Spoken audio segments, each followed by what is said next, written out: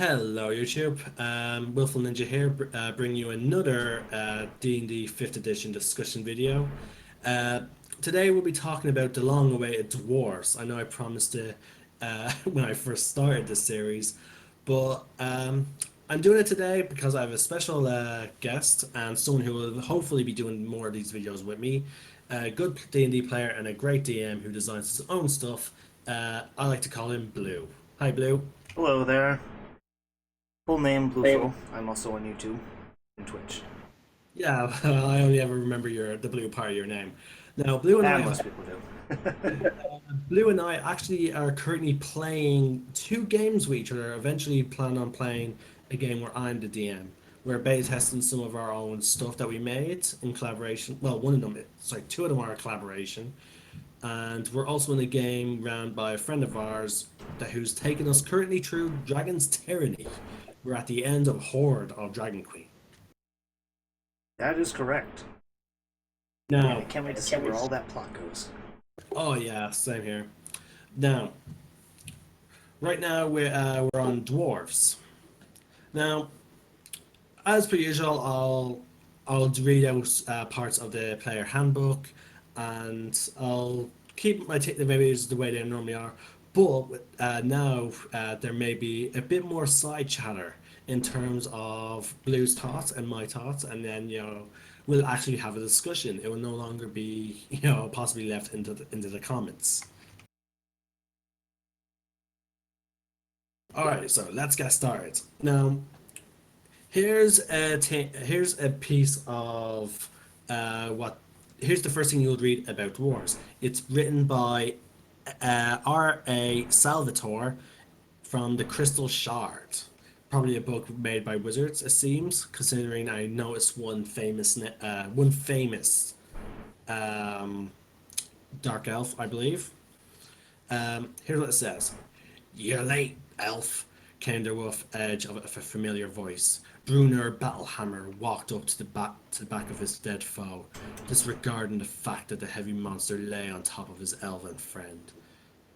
In spite of the added discomfort, the dwarf's long, pointed, often broken nose and grey streaked though still fiery red beard came as a welcome sight to Drist. "Knew I'd find ye in trouble if I came out looking for you." So that is the first thing you'll read about dwarves. It gives it quite an impression, like the fiery beard, like the the fact that he's having no disregard to his elven ally that's lying dead. Sorry, that's lying underneath the dead monster. What are your thoughts on this, Blue? Well, it is certainly an interesting first look at the kind of mentality that a dwarf would have. Although, if I remember correctly, on a slightly more side note, however, I'm trying to remember. I'm actually on Google right now, because I think that Dritz is actually written by somebody who's not in Wizards of the Coast. However, it is an extremely famous series, to the name of which I also can't remember. But most people who end up playing D&D usually find out about this particular interesting adventuring dark elf at some point. Yeah, and from what I remember, he's also featured in their Rage of Demons storyline. He's that famous, he worked his way into Wizards of the Coast. Yeah, now sadly our friend is not running us through Rage of Demons, but luckily I will be eventually in our future game. But I'm looking forward to it. Like from the trailer that they showed of him, and just from what I've heard of Drist, he seems very interesting, especially considering the contrast to Dark Elves. Yes, as he does not follow their mentality whatsoever, it seems like. Yes, and for those of you who have been watching my series, I actually talked about a little about Drist in my Elves in-depth video. He is also the cover elf for that video. I'll probably use, knowing me, I'll probably use Gimli for the cover of this video. A wise choice. Oh yes, like he's the most famous of the dwarves. Normally I would use what's in the PHP, but this Actually, I might use her actually still, just because like the idea of a female dwarf is very, interesting. You could use both, because Gimli's from Lord of the Rings, so. Yeah, true. Okay, now under this little bit of first look, we have it's not really titled. It's just a short note about them. Kingdoms rich in ancient grandeur, halls carved into the roots of mountains, the echoing of picks and hammers in deep mines and blazing forges, a commitment to clan and tradition, and a burning hatred of goblins and orcs. These common threads unite all dwarves. Now, that is the first non-scripted thing from a book about dwarves. That is purely the PHP. So it sort of builds up on what we've gotten from this dwarf in that scene. Like tradition is very important to them. They hate orcs and goblins, which is pretty much carried over in almost every media involving dwarves. Now let's get on to the next segment, which is called Stout. Sorry, Short and Stout, which basically just I love how it just covers the general consensus of dwarves. Like it talks about how they're skilled warriors, miners, and workers of stone and metal. They stand about under 5 feet tall. They're generally broad and compact, but here's the interesting: they weigh as much as a fully grown human who normally stands 2 feet taller. And then their courage and endurance is equally matched by any of the larger thing. Now, a dwarf's skin color ranges from deep brown to a paler hue tinged with red. The most common shades are light brown and deep tan. They like certain tones of earth. Their hair is normally long with simple styles, normally black, grey, or brown. Granted, the paler dwarves. This is where it gets a little bit funny. The paler dwarves often have red hair. I love how in a lot of things, like sometimes even in real life, people love to point out how pale skinned people have red hair. What do you think about this, Blue? That's an interesting thing, and I was actually just thinking about that same thing. But Yeah, by seeing from that description, though, you can tell though that like the dwarves have more or less the same skin tone range that humans do. here I Another love how. Sorry, go on. another interesting thing is most of the time I don't quite remember if the book said this, but the reason that these dwarves tend to be the same weight, even though being at minimum a foot shorter than most humans, up to 2 or possibly even 3 feet shorter, is that they are usually quite muscular and they're usually on average broader than most humans. Yeah, it did cover that. Like as I said, they're very more compact than a human, so it's really more like a condensed way. Indeed. I do believe you'll see that play out into their ability scores. We will when we get to that at the end of this episode. Well, near the end of this episode. Here's one thing I really enjoyed that they added. Male dwarves value their beards highly and groom them carefully. I love the fact that they added that in. Yes, so if most of you who are planning on watching this and thinking that, well, beards and dwarves, oh, that's a stereotypical kind of a thing. Ah, no, but dwarves don't always care about the beard. No, that is in most all lores of most all fantasies that I've ever heard. Yeah, I only say most because I'm sure there's one that exists that does not have this as the case, but from all that I've ever seen, beards are very highly valued amongst all dwarven culture. I think it's actually. I think Shadowrun doesn't have that sort of dwarf beard mentality. I can't say for certain because it's been a few years since I read the player handbook for Shadowrun. That may But be, but something to consider about Shadowrun is it's set in a more sci-fi futuristic setting, while they have the fantasy races in it. It's a different take on life in general. yeah, for example, like even dragons were once human before magic returned to the world. It's a Case very in point. interesting, like, yeah.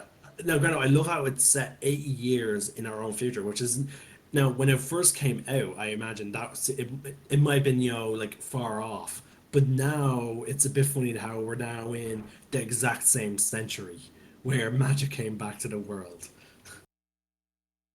Yes. Truly interesting, just as some people thought that we'd have flying cars by now because of watching the Jetsons. Or Back to the Future, we're now past the year where Marty McFly went to the future. Indeed. Now, the next bit is very interesting because it's titled Long Memory, Long Grudges.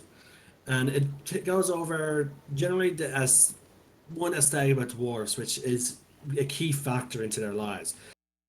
It's by far the longest part of the dwarves in the PHP because I think because it plays out into everyday lives of a dwarf. Now, in it, it talks about how dwarves live to be more than 400 years old. Their oldest living dwarves can often remember a very different world. For example, the oldest dwarves living in the citadel of Felbar, which is one of the worlds in the Forgotten Realm, can recall when 3 centuries ago orcs conquered it. Now, granted, it only lasted 250 years, but this long life has led them to have different perspectives than humans and halflings. And Because then go on. I was going to say, and on an interesting note, similar to that, if that concept in a more fantasy setting with possibly not knowing all the lore may prohibit you from, gaining the insight from that perspective, say, if this doesn't quite make sense of how an extremely long life could make you have very different views to those who have shorter lives.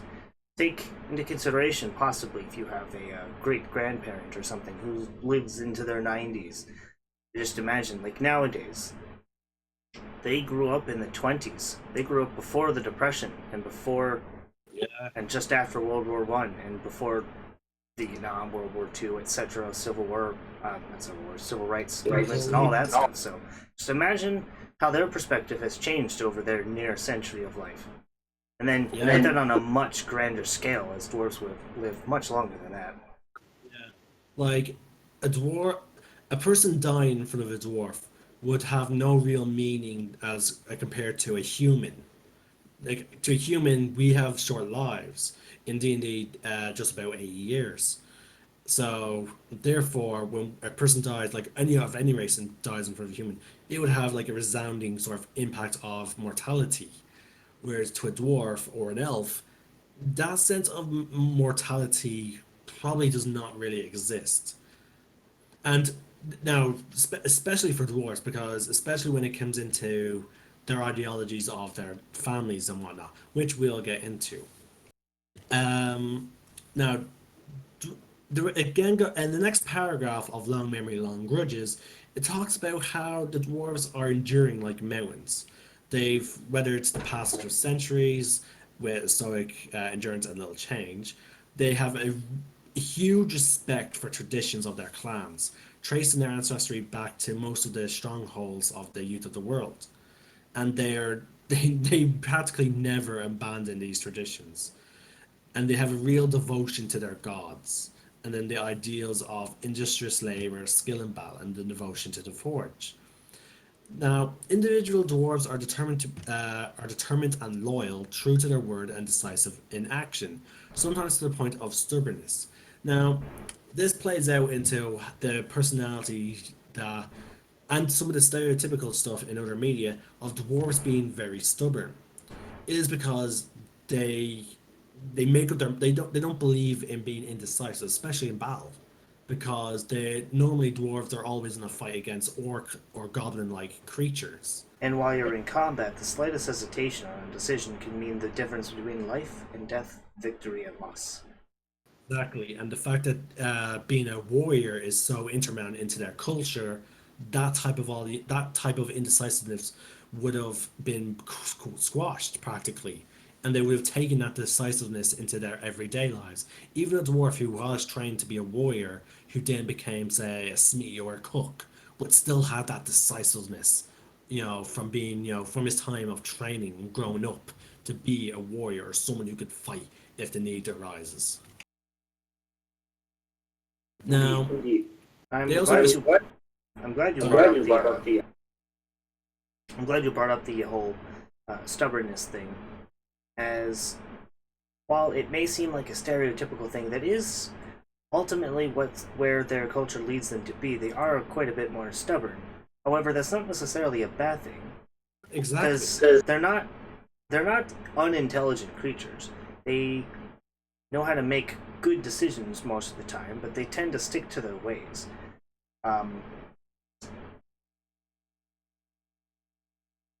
Yeah, so they will tend to stick with their decisions and whatnot and follow a certain code based on their culture. Exactly. And this leads into the next last part of the paragraph, long knives, long grudges, is they have a strong sense of justice and they're slow to forget the wrongs that they have suffered. But here's where it gets a little tricky. If you wrong one dwarf, the rest of his family will take it as if you wronged the entire of their family. They have a very strong sense of community where their clans are concerned.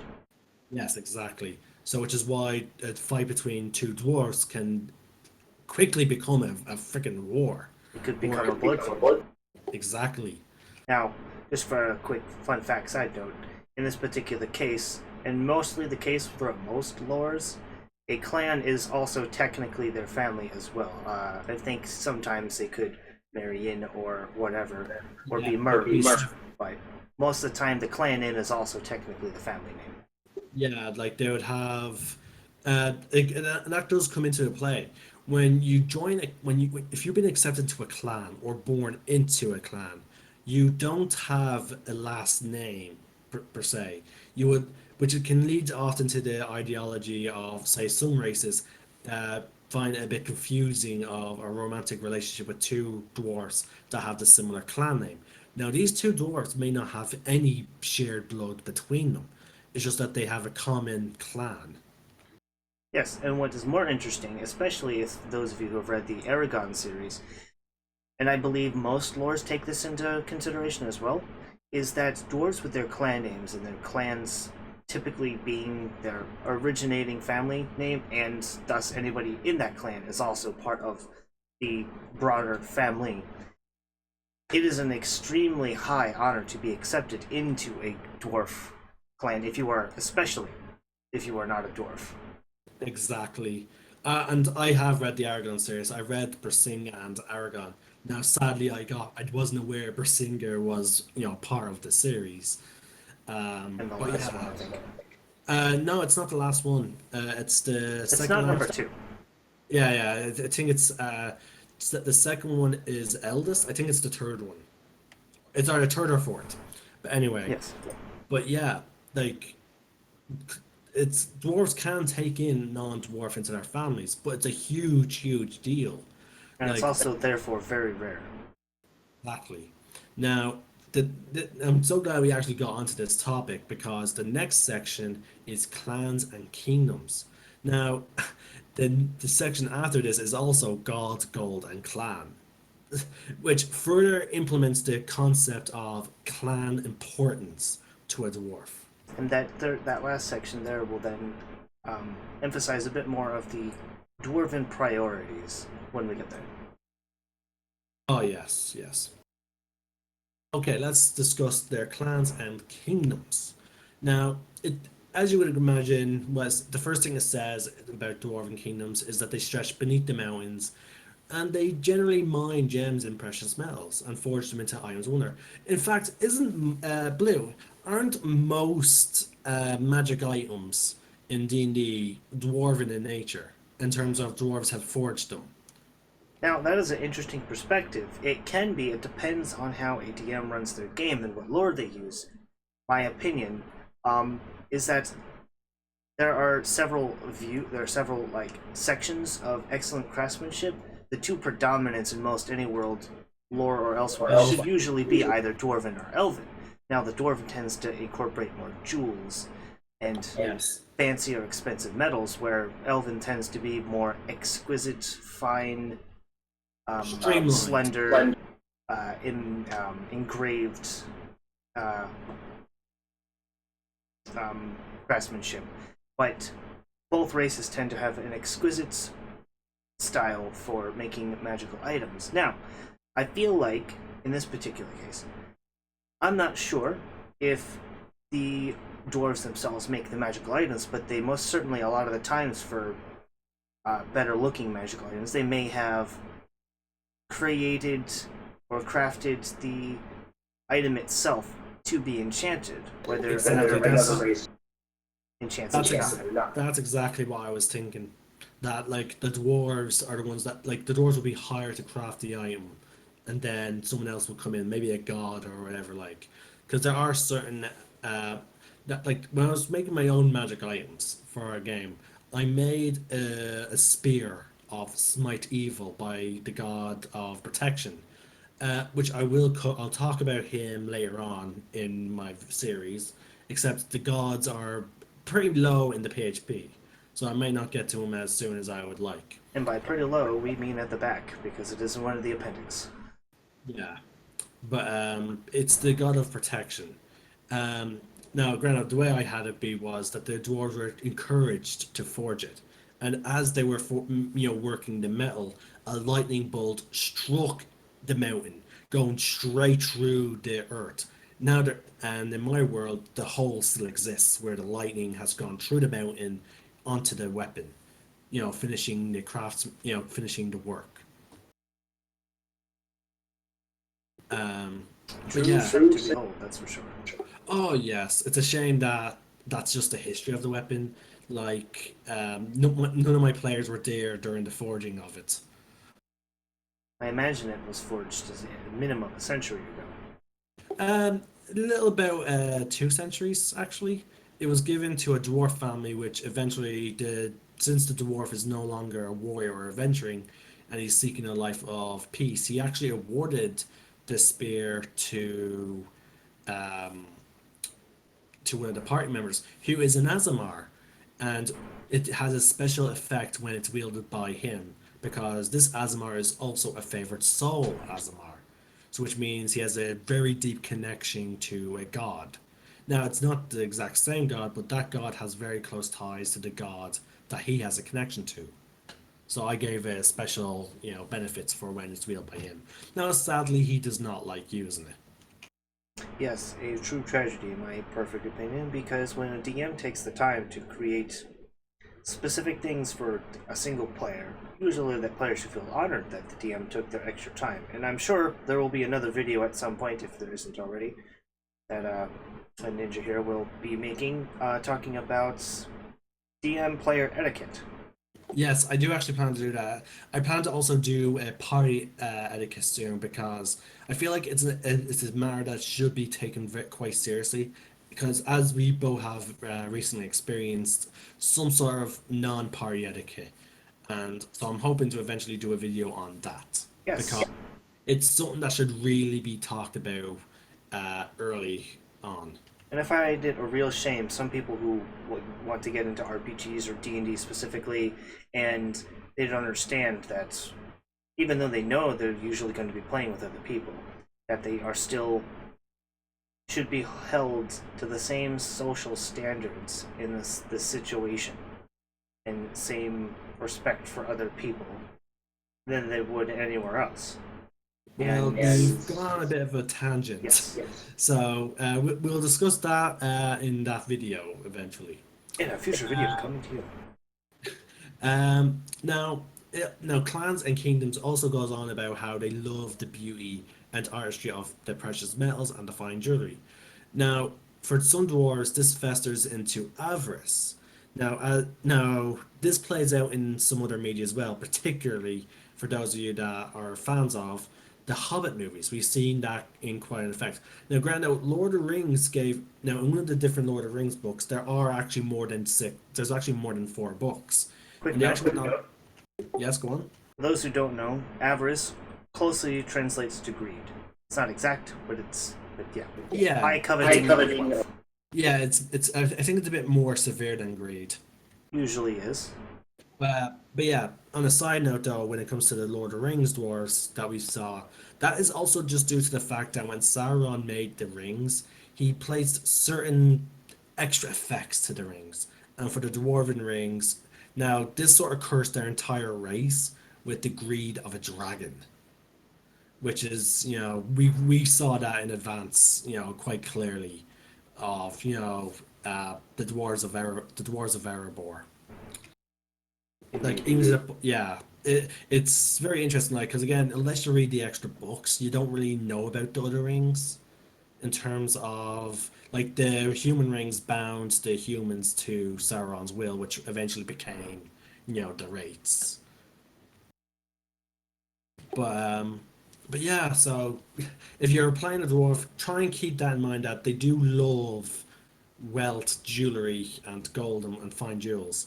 But if you want to play into the avarice, go ahead, but just keep in mind, like what we were about to say earlier on, it's a group game. It's not a solo game. So don't try and take your personal your character elements, even though they may play into things now and then.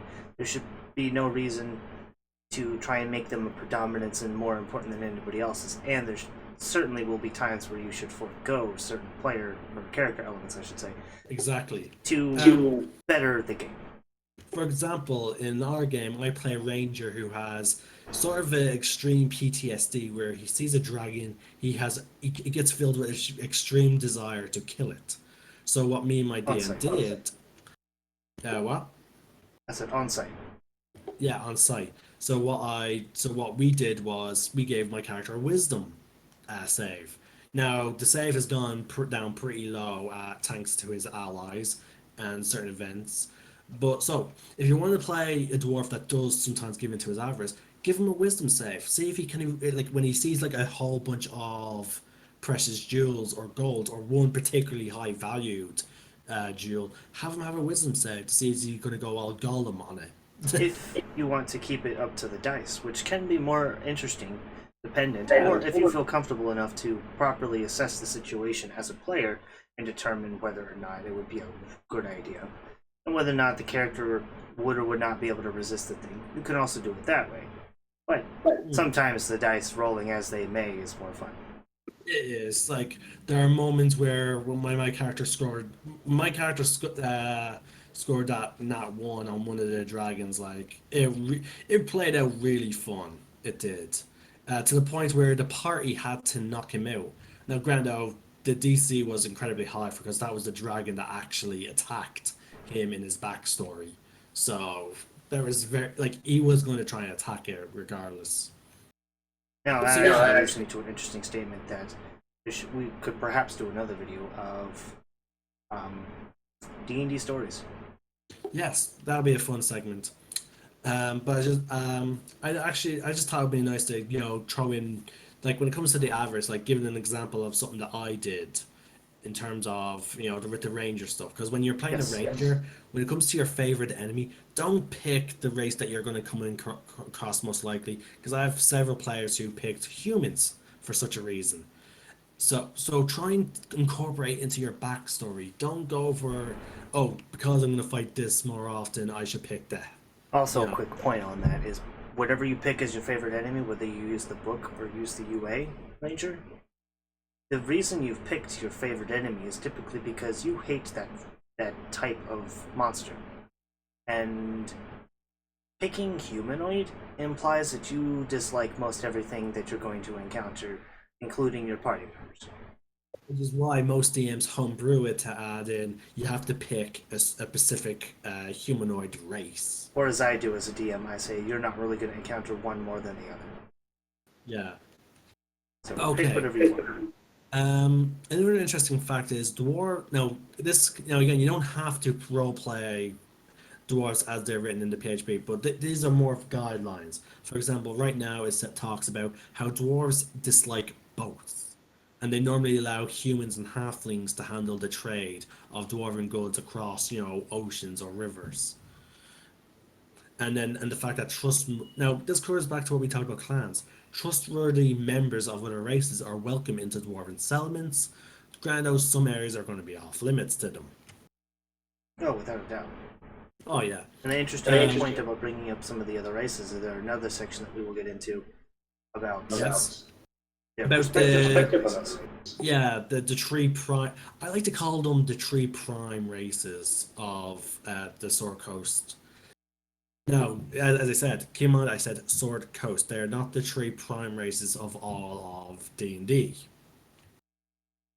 Also, I was thinking since there's three listed in that section, that's where you were going. That was not the case.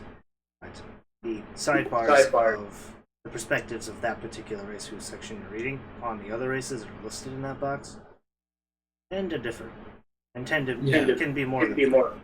You're definitely going to see the interesting because for those of you that seen my elf video, you're going to notice some distinct differences between the elves' point of view of the trait of the dwarves, the halfling, and humans, then of the dwarves' view of elves, halflings, and humans.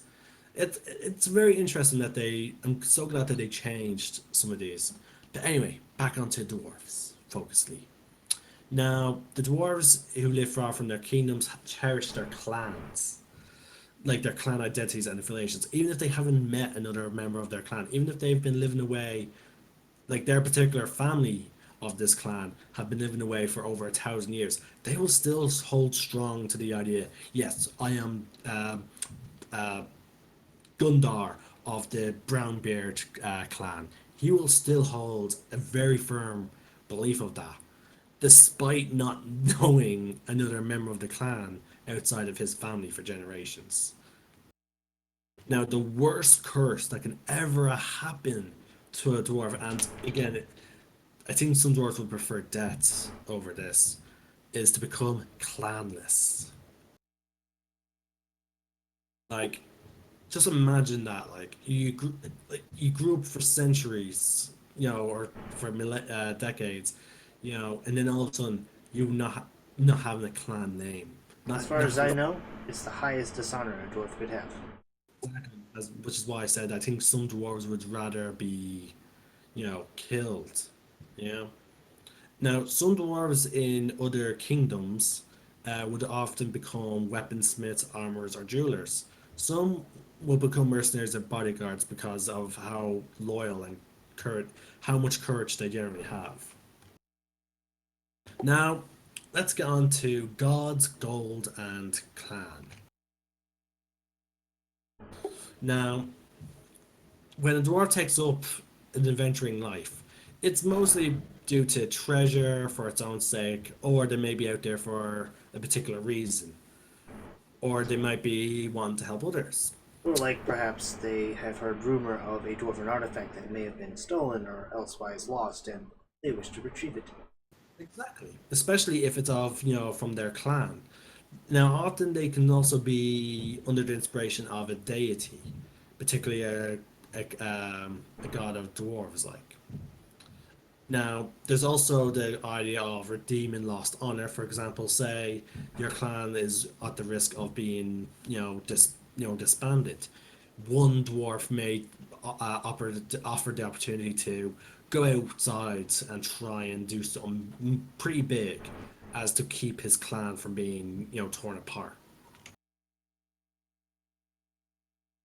So, yeah, gods, gold, and clan. They're the three primary motivators for a dwarf to become an adventurer. Now, on to the segment that we talked about, dwarves and how they view other races.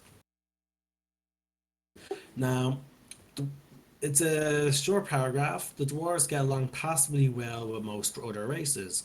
The difference between an acquaintance and a friend is about 100 years, is a dwarf saying that might be hyperbole, but certainly points to how difficult it can be for a member of a short lived race like humans to earn a dwarf's trust.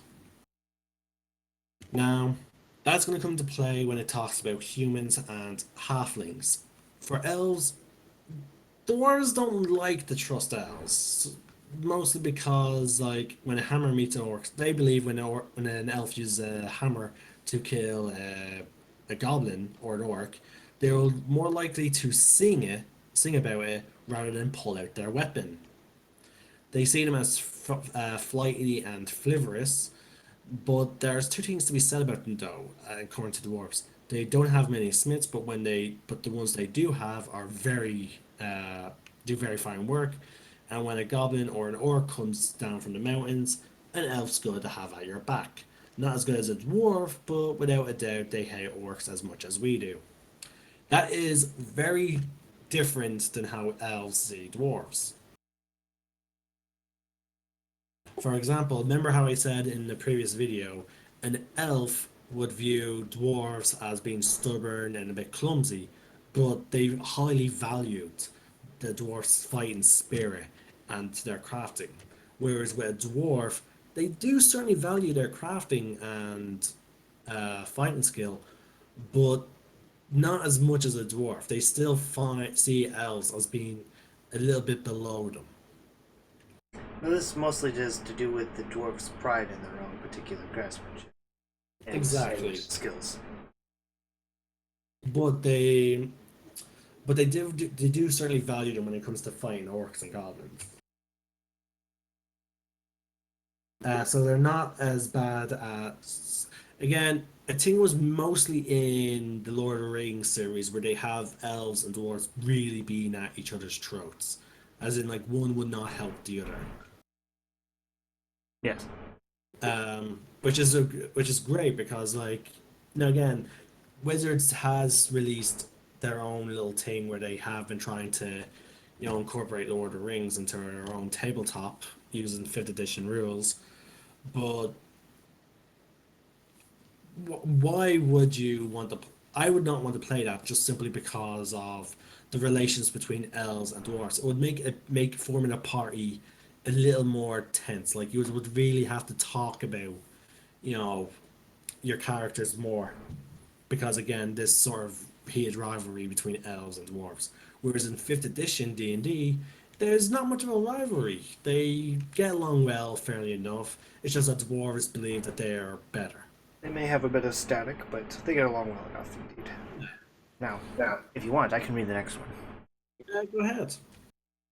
Alright, so the next race listed is the dwarves' perspective on halflings. Your Which is- favorite race. It is one of my favorite races, that is for sure. And this may actually give a little insight as to why. Now, this is written in the form of a quote, so I'm going to read it with a dwarven accent. Listen to my terribleness. Remember, make it Scottish or Irish. Don't you worry. Sure, they're pleasant folk. But show me a halfling hero, an empire, a triumph army, even a treasure for the ages made by halfling hands. Nothing? How can you take them seriously? I like how you went from sort of Dublin Irish accent to then going nearly pure Scottish. Oh, Improv, folks, improv. but yeah, see that is in a huge contrast to how elves viewed halflings. Elves had nothing but good to say about halflings, whereas dwarves have nothing but bad to pretty much say about them. Now, in this particular case, I'm not sure if it's necessarily a bad or negative per se. And I have to say per se. Because I feel it's mostly the dwarves in this particular case, where halflings are concerned, is saying that they don't think that halflings they don't seem to, according to the dwarves, they don't live their lives to some purpose. Yes, they're pleasant and interesting and, I suppose, fun perhaps to hang around or be friends with, but the dwarves don't really take the halflings seriously in any particular purposeful form because halflings do not tend to focus on the same things that dwarves do. And Or of any of the other races. yes, They don't have the drive of a human, and they do not have the crafting or combat skills of an elf or a dwarf. now when we do the one on halflings, we will probably talk about their tendency to adventure due to sheer curiosity. Yeah, we'll get into the halflings, and it'll be now very interesting when we get to the halflings' view on dwarves. Yes, yes indeed. Now, the human section, very interesting. Like it talks about how if you take a time, you can't when you take the time to get to know a human, often not the humans on their deathbed. But if you're lucky, that person would have a daughter, a son, or a granddaughter, or a grandson, and maybe their hands and heart is as good as theirs. But when you make a human friend and watch them go, they set their hearts on something, they'll get it, whether it's a dragon's hoard or an empire's throne. You have to admire that kind of dedication, even if it gets them in trouble more than often than not. See, I like the dwarves' respect for the humans. Like, they don't like the fact that they can't really become friends with a human except for maybe their children. But you have to love how they like with the elves. The humans seem to have between these two races, they seem to have a respect for their ambition and their drive to make their goals happen. Like you don't see that. Like, and again, it seems to be the case in a lot of different media series, or sorry, media, where the humans are one of the most short-lived races. For example, Mass Effect. Humans had the respect of Tyrion's, sorry, and Krogan because when a human wants something, he will go out and make it happen. He won't wait. Meanwhile, these other long-living races tend to be able to play the long game more often than not, so Yeah, especially where elves are concerned. yeah, especially. Now, now we're going on to the dwarf names. Also, one quick note I will mention, What? as you mentioned, humans tend to be one of the shorter races in D&D, especially 5th edition, as that's, as far as lore is concerned, I'm more familiar with. The humans are not the youngest, the shortest race. Yeah, they're one I don't of mean the shortest race, I meant age-wise. Oh, oh, in terms of age-wise, I think Dragonborns are the shortest lived. Now, yes, that is interesting, because Dragonborns tend to only live to about 80, while humans live to slightly less than a century, according to the book.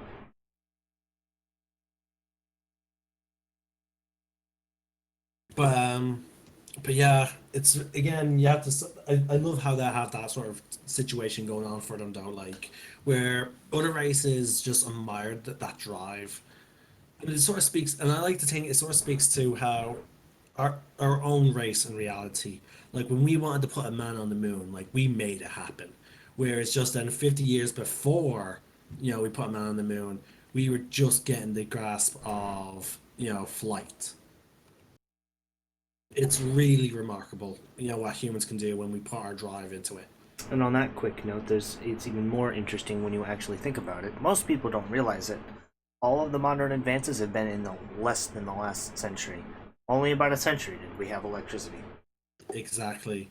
It's truly a marvel.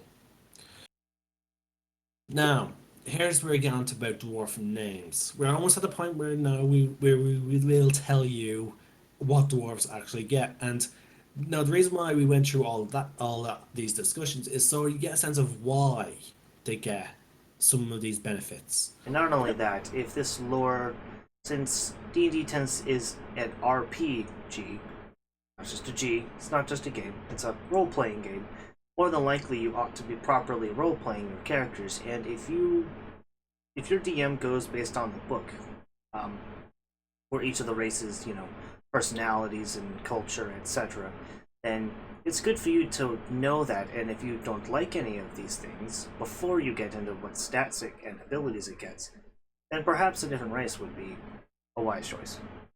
Yeah.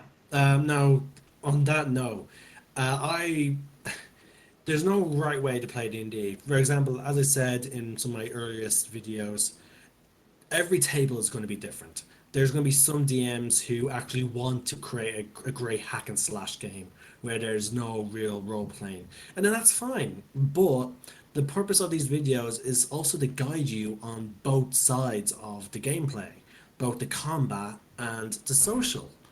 Now, as I said, as we also said, this is based on if your DM is using the Forgotten Realms, but it also gives you a sense of how to roleplay your dwarf in other settings, because again, in most settings, dwarves generally have these type of personalities. This also is assuming that your DM will be using these personalities.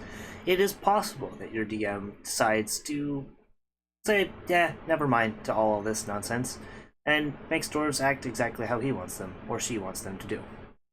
Exactly. But I've yet to run into a DM who's done that with dwarves, though. I'd have to agree with you on that. Like, there's a reason why in most media when they have a dwarven race, they're pretty much the same. There's a reason for that, and it's because it makes for an interesting character. Now, your dwarf could, not like being an artist, and maybe he ran away so that he wouldn't be dragged into his clan issues. You know, like look at Drist. Like we just talked about how Drist went against the mold, like especially in the other Elven video when I talked about the Drow. Drist, the Erden, went completely against his upbringing. So he is more like a wood or a high elf than he is a drow. Yes. So Yes. And as far as Drow are concerned, Dritz Duorden went literally the exact opposite of his typical point of his typical position. So yeah, just because we're talking about how generally dwarves, how you could roleplay a dwarf or make use of the lore, don't be afraid to make your own, personality, you know? But anyway, let's get on. We can discuss more about that at the end of this video. Now, we're on the dwarf names. A dwarf's name is granted by the clan elder in accordance with tradition. Every proper dwarf name has been used and reused down through the generations. A dwarf name belongs to the clan, not the individual. A dwarf who misuses or brings shame to a clan name is stripped of the name and is forbidden by law to use any dwarven name in its place. So yeah, dwarves don't have last names. They have a first name and a clan name. And even then, your first name belongs to the clan, and it can be taken from you, and you can essentially become nameless.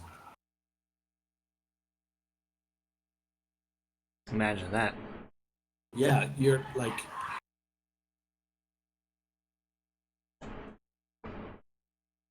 Sorry, folks. My dogs are acting up again. I'm guessing my mother or my little brother has came home, and they're excited to see them. That is usually how dogs react. Oh yeah,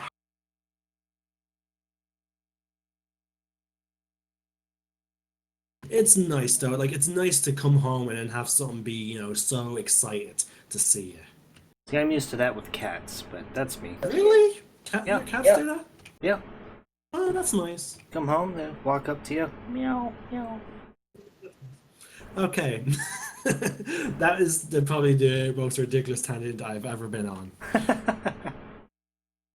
Okay, now with that in mind, here's three examples of male first names. And Blue, would you mind giving us then three female names as an example? Sure, well, you're picking three, First, I'll pick three from there.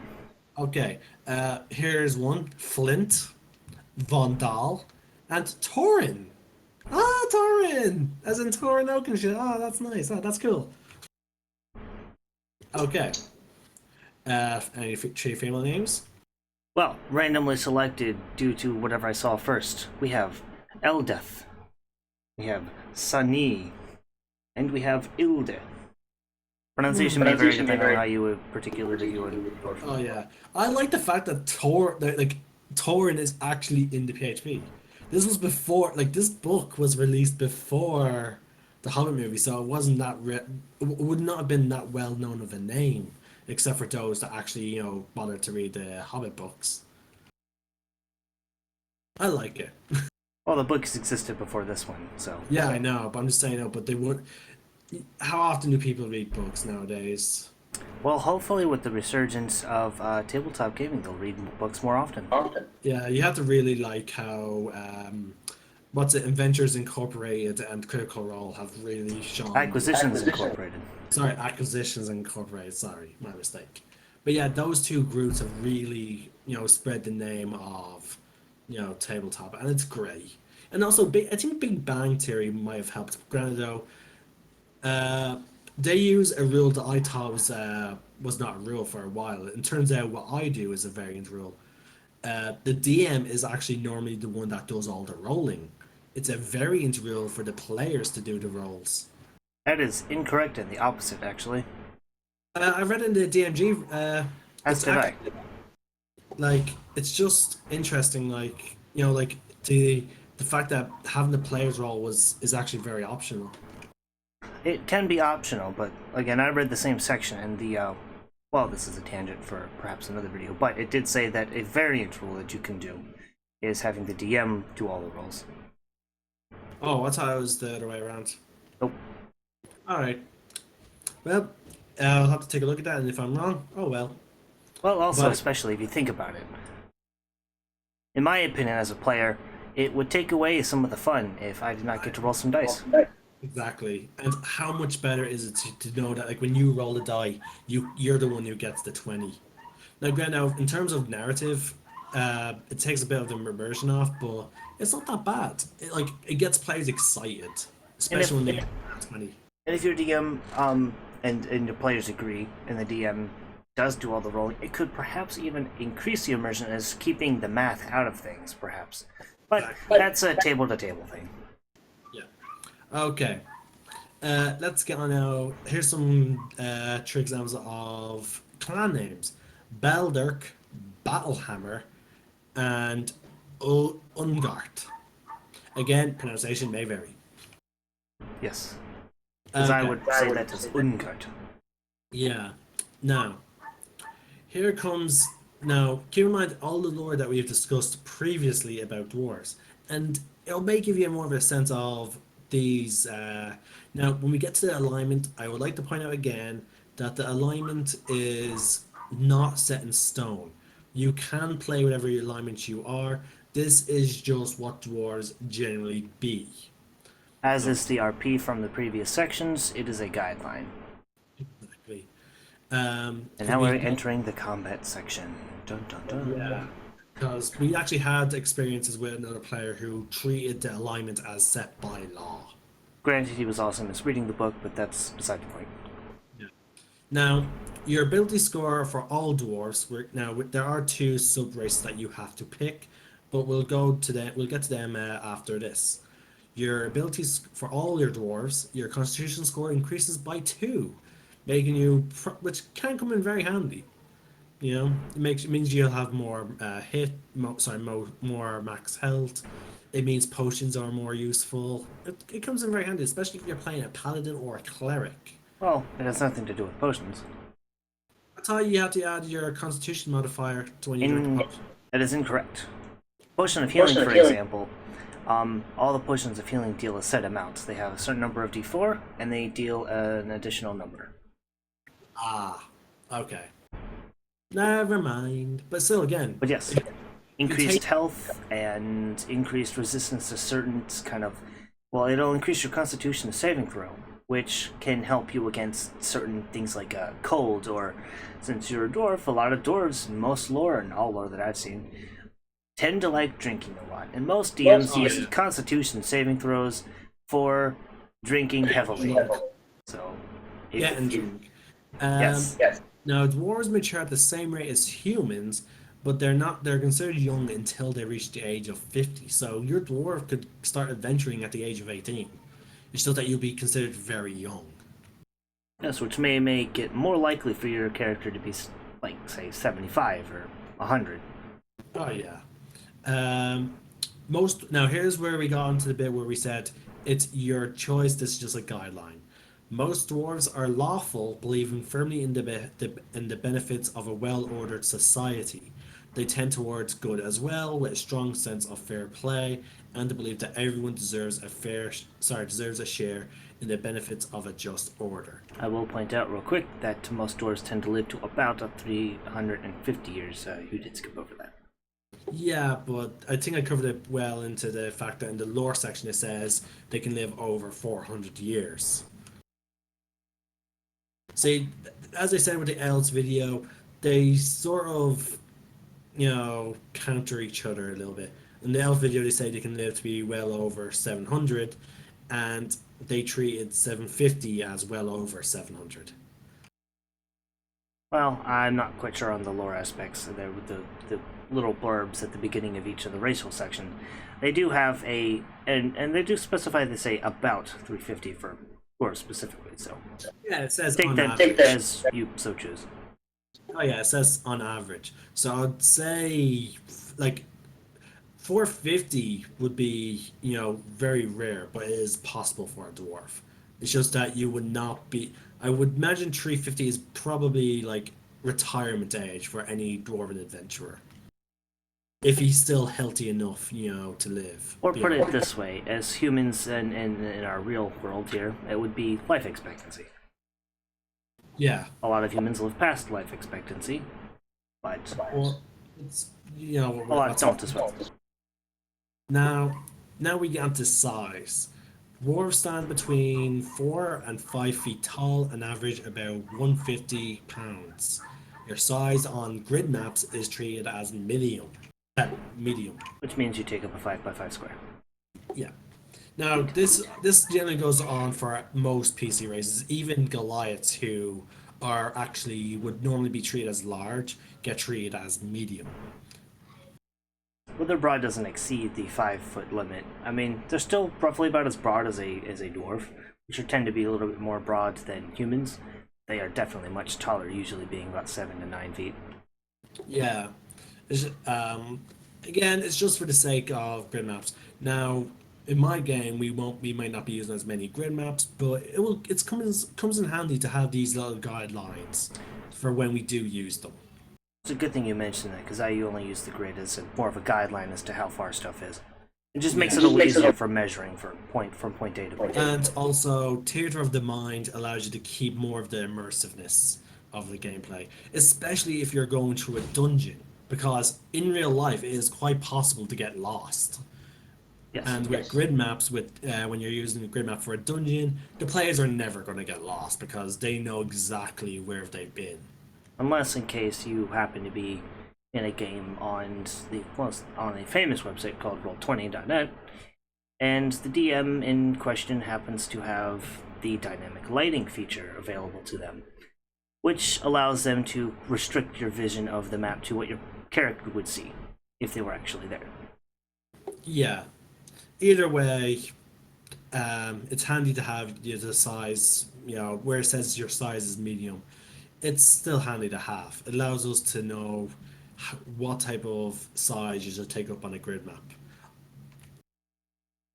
Now, your walking speed is 25, but you have the added benefit of being able to wear heavy armor and never have your movement speed lowered. Now, I want to actually point this out as an interesting. I've never seen any heavy armor that actually specifies that it lowers your speed. So why they mention it, I'm not 100% certain. I think it is, but I think it's only like the heaviest of the heavy. I mean, even plate doesn't say it, does it? The only thing is the strength requirement and the disadvantage on stealth checks. Yeah. I think it's I don't think it's in the actual stat things, where it says disadvantage. I think it's in actually, just the actual segment where it talks about heavy armor in general. We'll get to that when we talk about equipment and whatnot. But this is a special bonus that dwarves have in terms of their speed. And if it's here, then there must be something that does, affect, like in terms of heavy armor, it does reduce your speed. I'd imagine that Just something that we might have overlooked. I imagine that some DMs may do that, as heavy armor is quite heavy. Yeah, but I doubt they would have put in that extra rule for the possibility of a homebrew. Well, they have had a lot of varying rules in the DMG itself, and some in the PHB, in fact.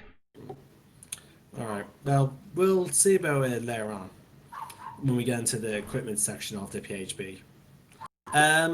Now, you have dark vision just because you lived underground, as well as allows you to see dim light. Sorry, you see darkness as dim light for within 60 feet, as if it was. Oh, sorry, you see dim light 60 feet ahead of you as if it was bright light, and then you see darkness as if it was dim light.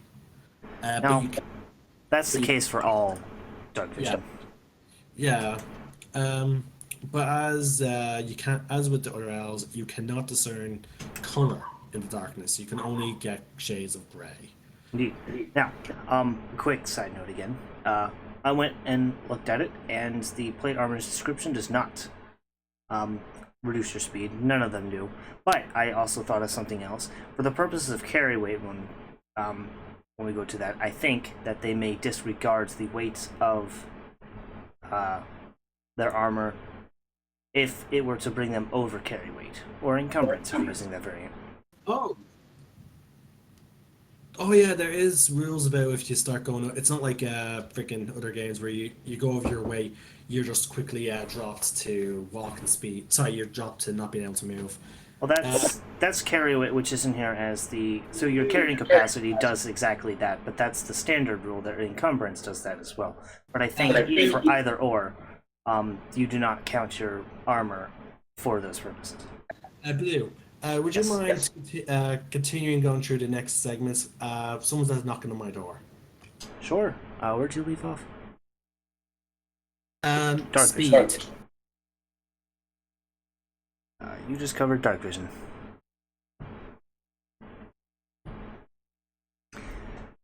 Alright, so after dark vision, being able to see in pure darkness, you have what's called Dwarven Resilience, which allows you advantage on certain saving throws, specifically against poison. You also, with this resilience of yours, have resistance to poison damage. Now, this is further explained in Chapter 9 of the PHB, but long story short, resistance allows you to have the amount of damage rounded down from that damage type. So if you were to take, say, 10 points of poison damage, you would only take 5, so on and so forth. And if something were to attempt to poison you, say an assassin comes up behind you and stabs you with a dagger that has been poisoned, and you would need to roll a Constitution saving throw to resist the poison, you would have advantage on that roll, which essentially just means you roll 2d20s and take the higher result. After that, we go into Dwarven Combat Training, which gains you proficiency in a few extra weapons, regardless of your class. So if your class, say, only has, like, simple weapons, as the weapons that they are trained with, then this grants you a couple extra weapons that you can also use in combat, if you so choose.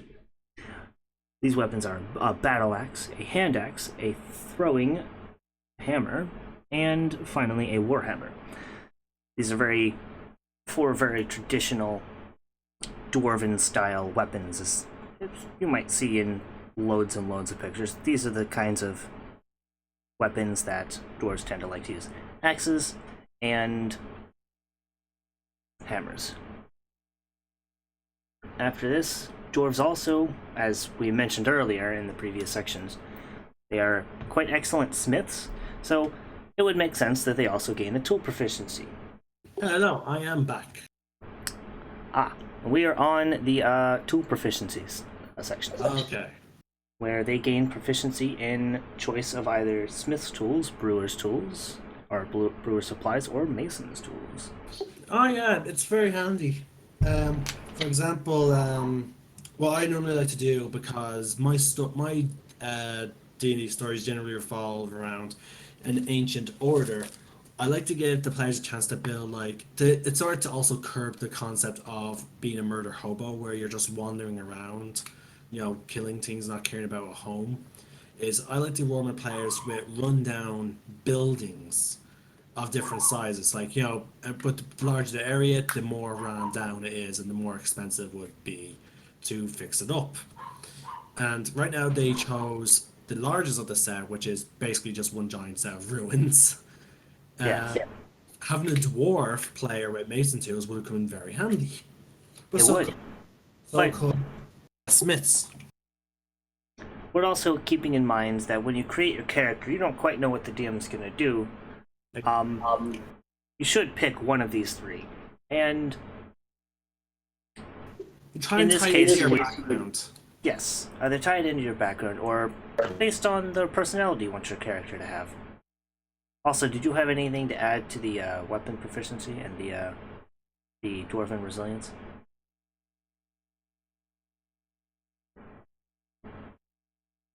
Also, we're coming up on an hour here.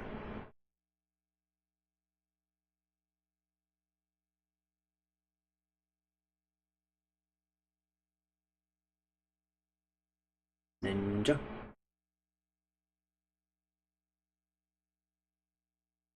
underground creatures do often deal poison. You only had your push to talk on for that last little bit there. Ah, oh well. Anyway, I'm pretty sure you covered it well enough. But another thing you could do with the till proficiency was you can have it that your character was trained in it. Like you don't accept it as your career, but you just had training in them. Yes, I went into that. These are those types of weapons, axes and hammers more specifically, and these, even more specifically, these four weapons, tend to be the weapons that dwarves in most all lore tend to prefer use of. And as you were mentioning earlier, with their more battle-ready mentality and things, it makes high sense that they would have proficiency in these. Yeah. Stone cunning is a very interesting one. Like it's not going to get you a lot of benefits in combat, but a creative DM who knows that he has a dwarf in his party could make some really interesting scenarios with it. Um, Blue, if you would please read it out. Sure, I can do that. So the essence of stone cutting is that more or less whenever you make a history check when examining a particular, say, like the origin of some stonework, or say like a statue or an engraved wall of some kind, then you are considered proficient in that if you aren't already, which means simply that you add your proficiency bonus to the roll. But if you are proficient in it, you can add double your proficiency, which basically allows you to have a higher chance of knowing things about this particular stonework. Sorry. Now, again, I probably imagine in terms of rules as intended, you're most likely right. But when it talked about you are considered proficient in the history skill and double your proficiency bonus. So would that not mean you automatic like you don't have to be proficient in history to get the double? You know what? That is a good point, actually. Yeah, so it's just the fact of and add your proficiency bonus. It does not mention if you're already proficient in it. Yes, which is a very good lesson. Aside from dwarves, when reading the books, try not to skim because they're especially in fifth edition books they are rather concise, sometimes too concise.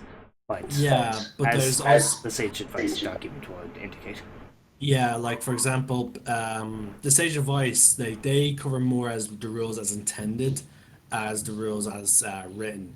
And that is because a lot of people, especially those coming from Pathfinders, from what I've heard, have a tendency to try and use the rules to somehow win at Dungeons and Dragons. Yes, which is a really interesting concept and will probably be a video in and of itself. But you can't win D&D. You can play well and you can have fun, but you can't, air quotes, win. Yeah, Because it's if not a your video. character, if your character dies or he retires from adventuring, but if you want to stick into the same world, you'll just make another character.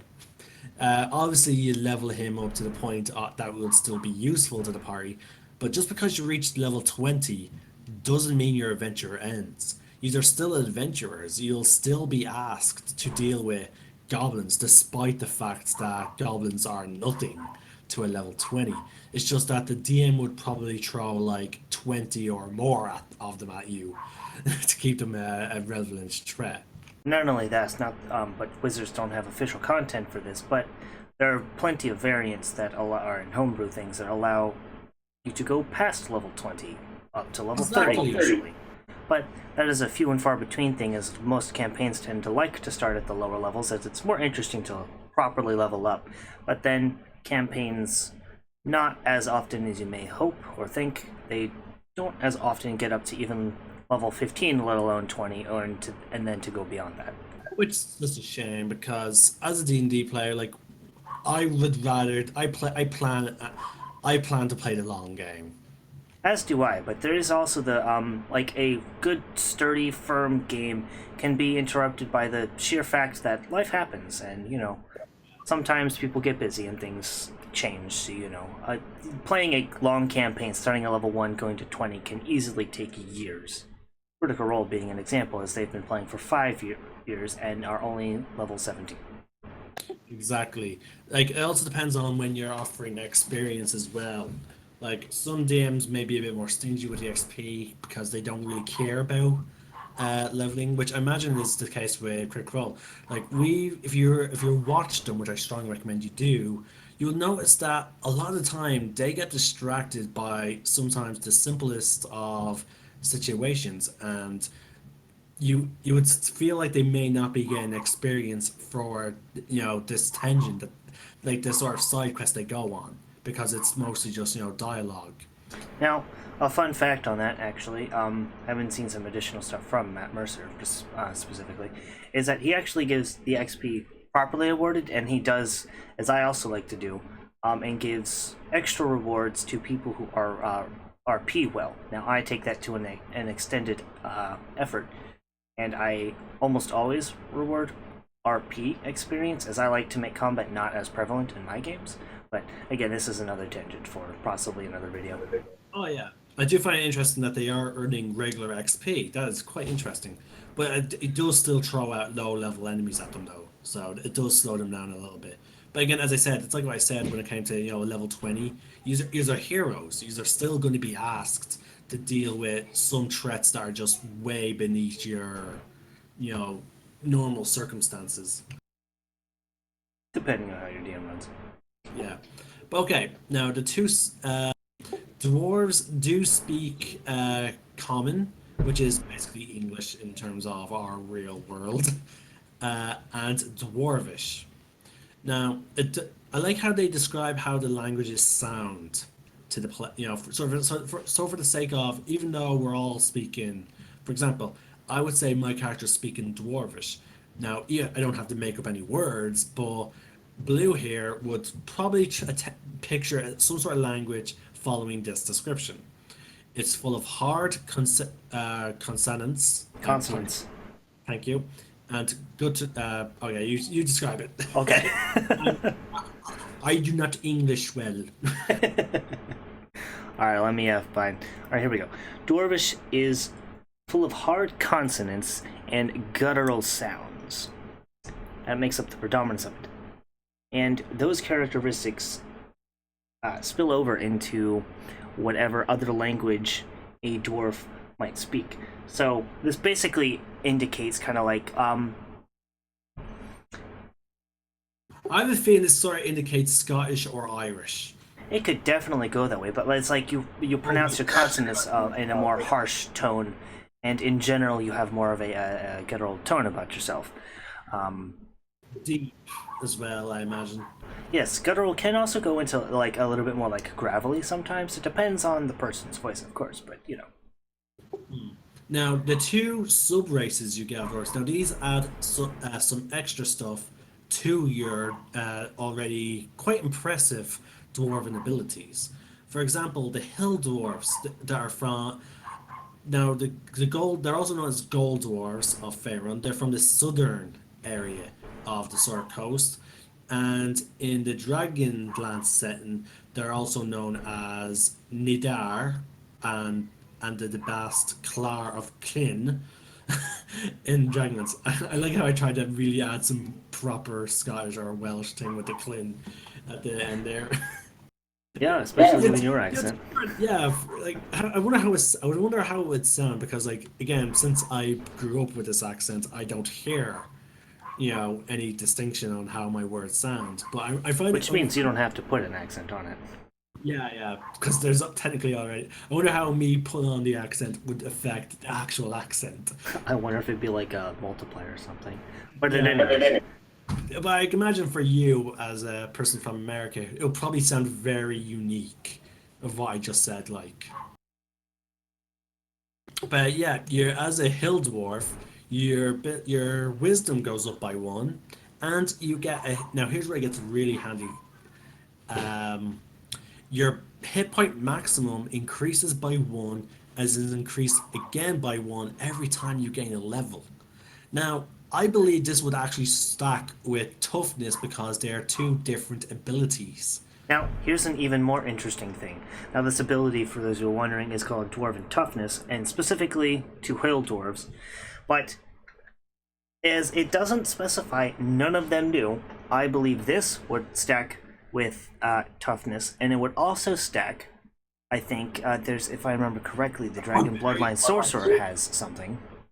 Oh yeah, Dragon Origin Sorcerer.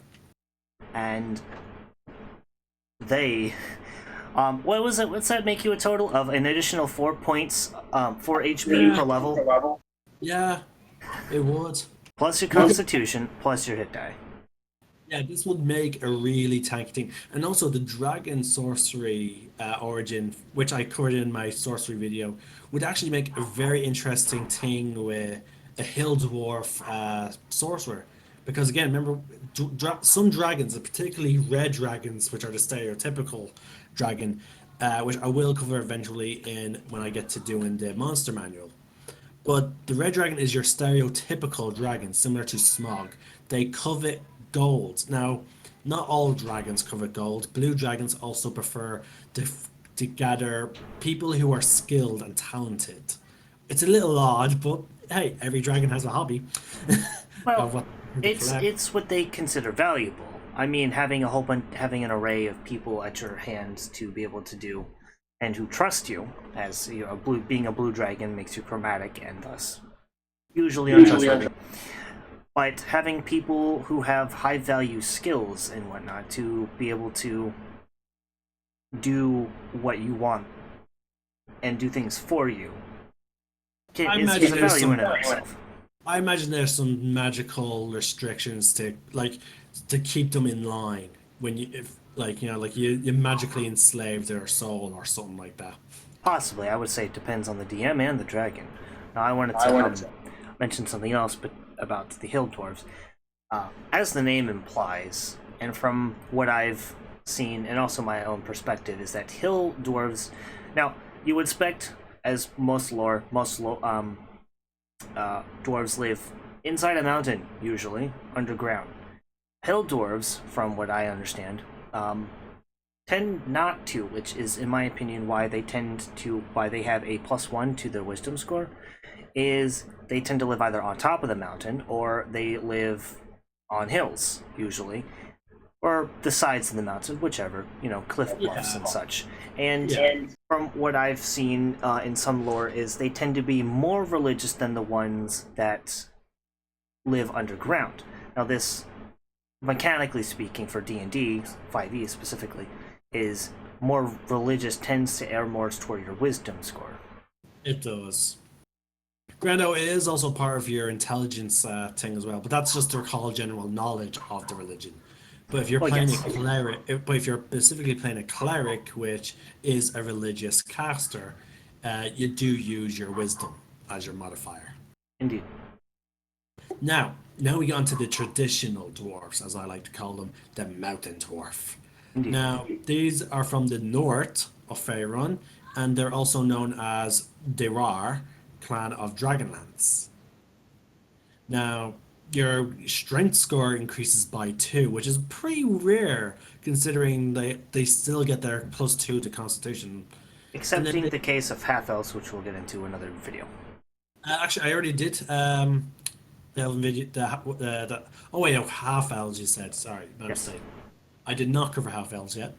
But yeah, you also get Dwarven armor train. Now, this goes back to most of the stuff that we talked about seems to also mainly relate to mountain dwarves, which, again, it goes into concept because, again, mountain dwarves are the ones that are doing all the mining, potentially, which means they do sometimes will draw, as I said, red dragons, possibly. Now, there is one color dragon that does value gems rather than gold. Red dragons actually value gold, and then there's one that actually does value actual gems. So those two dragons would actually be very drawn to dwarven areas, which could then lead into huge conflicts, as well as with goblins, since goblins tend to live underground, as well as the drow, I imagine. The drow, more specifically, I don't know that dragons particularly live underground. even though Well, they're layers. layers. They're They layers. usually have cave layers of some kind, so Yeah, but they can still maybe find their way, through the surface entrance to the Mountain Dwarf's kingdom. it is definitely possible. Yeah, but that's my reasoning why mountain dwarfs get also their dwarven armor train, which I'm surprised I do not see heavy there. It's just light and medium. It is. I would have liked to see personally maybe heavy, but okay, instead of light, heavy, but Well, okay. on a mechanical stance, if you take a second to think about it, if you gain proficiency while light, medium, and heavy, not excluding shield or excluding shields, as they are, but they contribute to your armor class, but they are not technically armor. Uh, Light and medium, if you were to give heavy as well, is proficiencies with all armors, and then that would devalue having to pick a class that has heavy armor proficiency if you wanted to wear heavy armor and be more tanky in that sense. Yeah, I'm seeing your point now. Because like they could technically then a dwarf could play a wizard and have full plate armor. As it stands, they could play a sorcerer and wizard and wear medium armor or light. Yeah, but plate armor is it's there's a reason why plate armor is you see characters with plate armor they tend to be more tanky than those that wear just medium. Like medium Yes. have like I think they can only get up to normally 17 unless they increase their dexterity to ridiculous heights. While medium armor can only get up to 17, and also the same as light armor, as the highest light armor is 12 plus your dexterity. Now, dexterity is capped at all stats are capped at 20, which so is plus 5. Yeah, but you can if you get magical items that can further increase it though. Yes, such as an Ion Stone if your DM's as so generous to give you a tome or manual that it would increase such a thing. Hmm. But other than that, the medium armor, there is also a feat to increase how much dexterity you can. So that can get up to 18 if you want to burn a feat slot for that. However, Yeah, well, plate plate armor. armor flatly gives you 18, but you can't add your dexterity to it. So more than likely you're going to be a tanky type, as then it would be a poor choice to toss a bunch into dex. True normal means, but basically the Yes. point is, true normal means 18 is the highest AC. Well, sorry, 20 with a shield is the highest AC you'll get to. And there, On and there, average, yes. yeah. Now again, as we said, the only way you can beat plate armor with a shield is to have light armor with just ridiculously high dexterity. Now, there, there is one set of dwarves that you cannot play as, and this I is. actually wanted to talk about these. Oh, go ahead.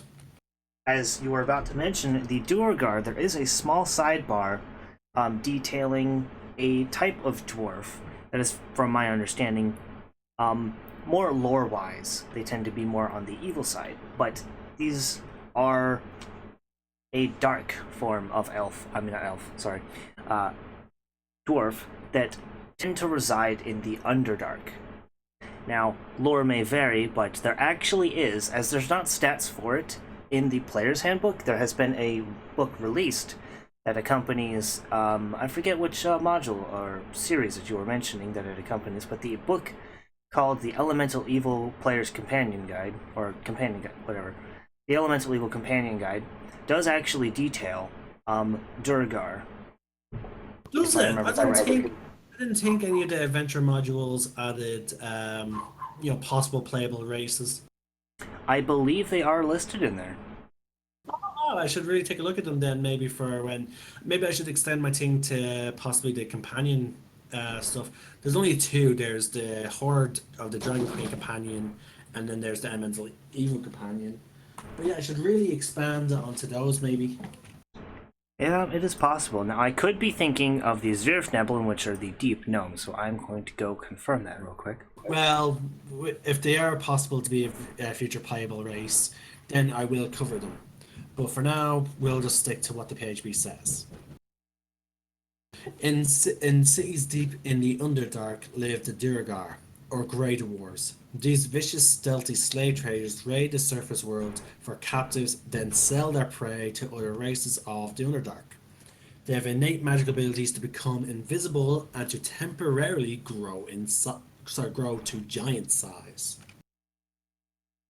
which makes them very interesting enemies. You know, Yes. it'd be fun to fight against them because, like, at any moment you don't know when they're going to go invisible or they're just going to go from a tiny little thing to being bigger than a Goliath.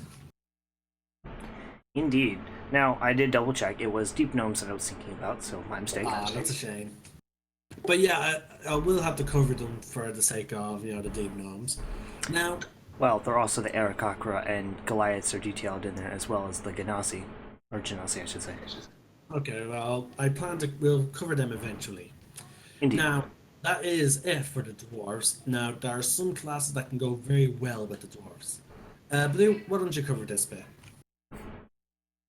Well, I'm kind of curious of what races are, what classes that you are thinking would accompany this. Aside from, my opinion, fighter is a very good classic to go with Oh, yeah. for I would dwarves. lean also because I would actually lean cleric and paladin because in fifth edition paladins are warriors of justice and they're no longer just mainly religious warriors.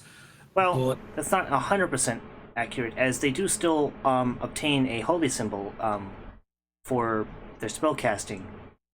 So they do tend to still follow a god. However, they are not as restricted as in other editions to 100% follow said god. But as I was mentioning, like the fighter's more of a classical sense. I was also thinking perhaps barbarian and the two that you were mentioning.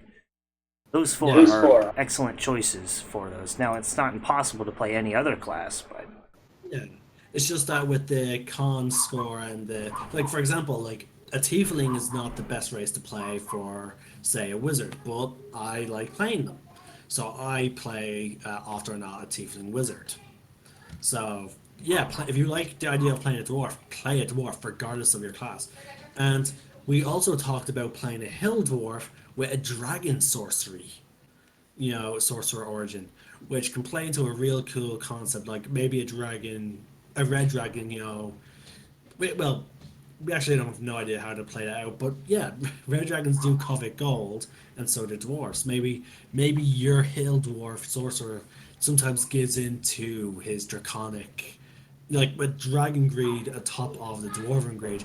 Maybe he does give into trying to get that extra bit of gold, or maybe loses his senses when he sees a vast wealth. or something, indeed.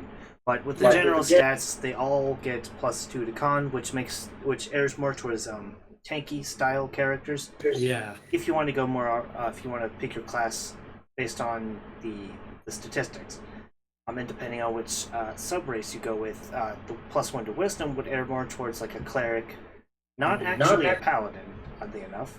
But the +2 to strength for the mountain dwarf would air more towards a barbarian, a paladin, or a fighter.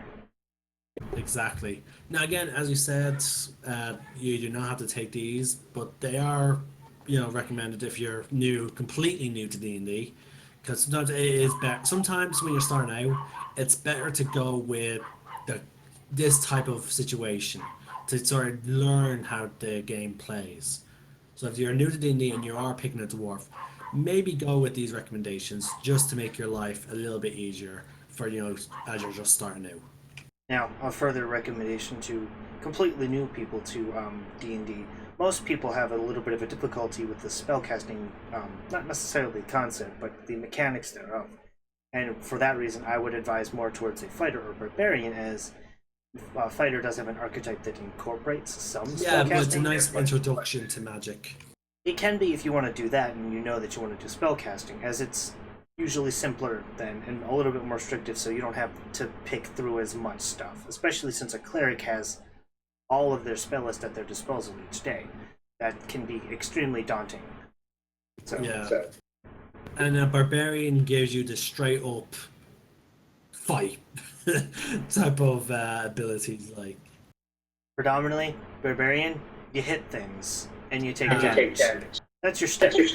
yeah, it's barbarian is the easiest to play because like you just have to worry about one thing. It's very straightforward.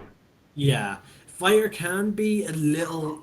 Fire allows you to learn about a few other mechanics, such as being a defender, being a tank, being control, as in when I say control, as in manipulate in the battlefield, especially with their Battlemaster, I believe it is, but who gets all the maneuvers. Yes, that is correct. Uh, and then there's also the Eldritch Knight, which Blue here discussed, which allows you to learn about the magic mechanics of D&D Fifth Edition.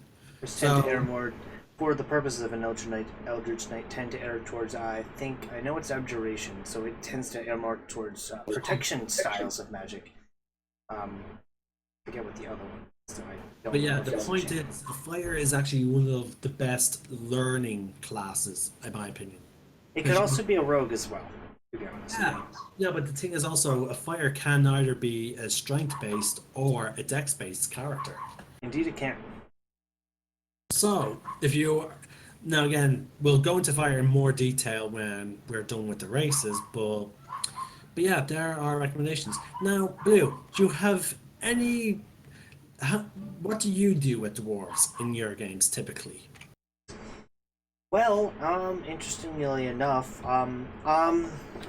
as perhaps may have been mentioned, for my games, I have made my own custom homebrew worlds with lore and maps and Yeah, everything we'll and probably whatnot. get probably do its own separate video on your world compared to mine, just to show how different D&D can be from table to table.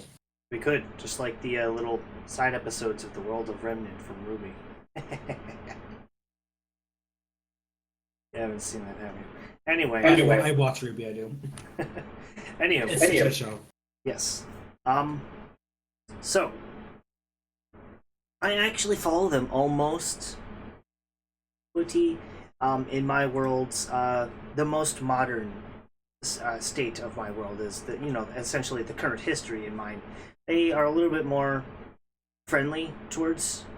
By a little bit more, I mean a lot more friendly. They tend to be more friendly towards all the other races and not be as Judgmental. yeah. They Or tend to be. practical.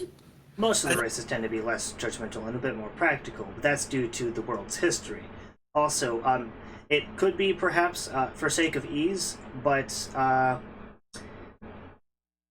do not focus as much on the clans and air quotes kingdoms, as there's only really one air quotes kingdom in my world of dwarves. But I do not focus too much on the clans specifically in mine. But all the rest, as detailed in the dwarves, as we've discussed, is more or less there.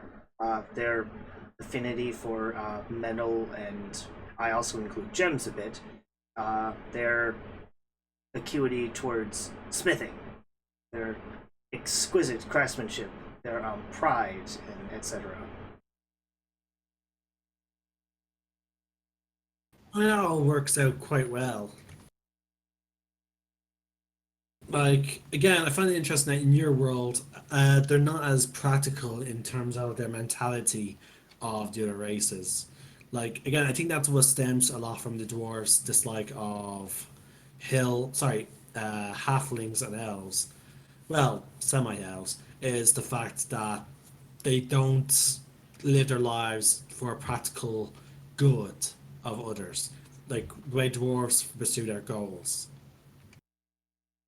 And then they're raised and they grow up and they take on jobs as early as possible, I imagine, to fulfill a role within their society. Oh, I guess they do.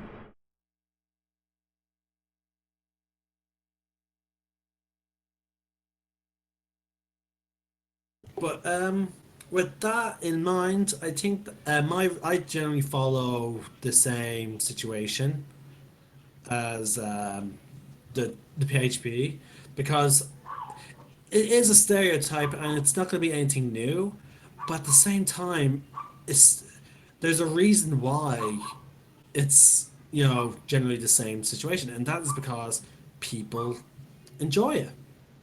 And what's the harm in doing something that people clearly like? You know? The more things stay the same, the more they change. Yeah, like for example, normally dwarves were purely Scottish in most media, but then ever since the Hobbit movie, now they've broadened to include Welsh and Irish sort of family styles and personalities, which I find amazing because like, and then they went, and before they were Scottish, they were very much Viking-y, and now they've gone far away from Viking stuff, with except for their weapons. Their favorite weapon still screams of that Viking origin of folklore of dwarves, you know? Which you have to admit, after all these years, you know, they still prefer the axes and whatnot. Indeed. But yeah, that'll about cover it. As I said, I'm actually going to use the female dwarf in the PHB as the cover for this video because, again, like what Gimli said in Lord of the Rings: The Two Towers, female dwarves are rare to see, and it'd be nice to have, you know, a female dwarf on my cover, Yeah. which proves they don't just sprout out of the ground. With some of these races, you can never be sure. Yeah, like for example, when we get to the Dragonborn, that is going to be a fun video because even in the PHP, it doesn't talk about their origins, and we have no idea where the hell they came from. That might be 2 videos, to be honest.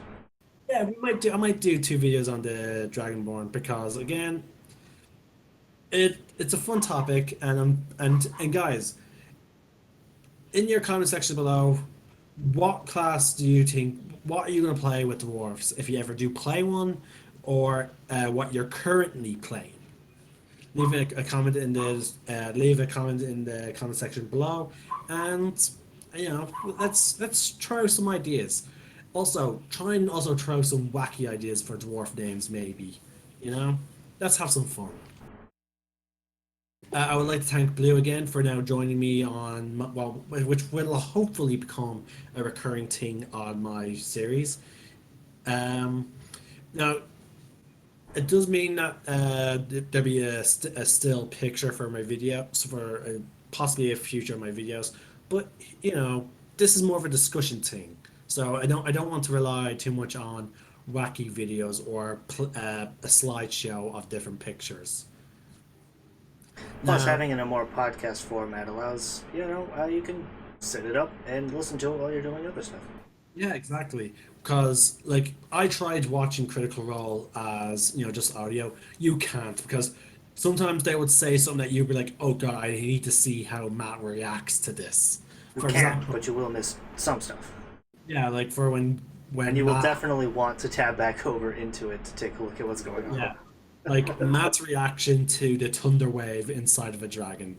That's just gold. It's just priceless. Yes. And a further validation of this is there's been 98, 97, 98 episodes, and Crit Roll Stats has confirmed that there have been 208 facepalms by Matt alone. Oh God. And that's not including the honorable mentions, which goes up to 45. Okay. So Wait, Watch Mojo actually. Wait, did you say Watch Mojo counted up his face palms? no. Okay. Crit rolls, I don't know. There's a team of them that do crit roll stats, and they have counted 208 facepalms, and they have 45 honorable mentions. Okay. Well, next video will hopefully be. Let's see, what's after Elves? Because I already did that.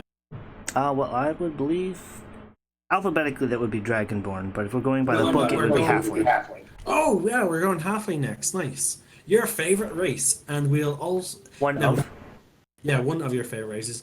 And at the end of that video, we'll also be getting a proper discussion on a nice blend of 2 races because they were mentioned in 2 separate videos now. There will be halflings and elves. So at the end of the halfling video, we'll be discussing with Blue on his own homebrewed race, the elfling.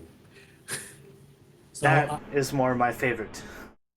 yes, but enough. That's because you made it. But Well, again, it's an we'll be doing a video. So that video may become longer than what it should be, but who cares? We're all nerds here, and it's fun to talk D&D. Indeed. Now, as I normally, now I'm going to close off this video with the same phrase I always say at the end of every single one of my videos because my channel is a nerd channel for nerds by nerds, and that is Remember to roll initiative, and may the force be with you.